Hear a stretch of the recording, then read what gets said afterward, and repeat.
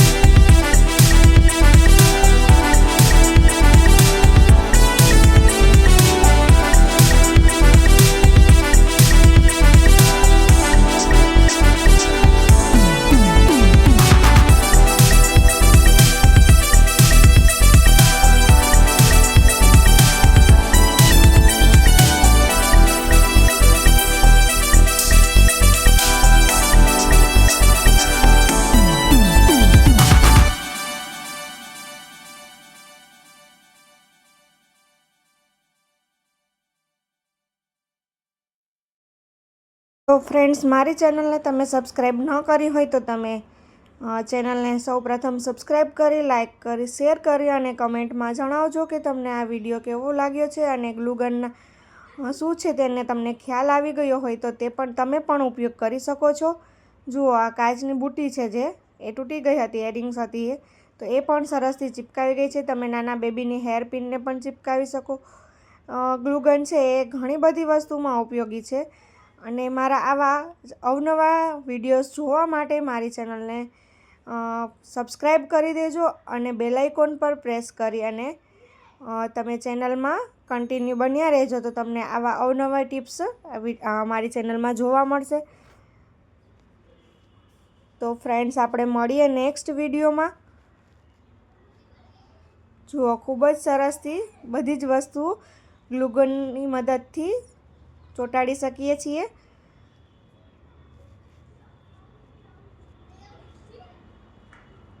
તો જલ્દીથી મારી ચેનલને સબસ્ક્રાઈબ કરી દેજો.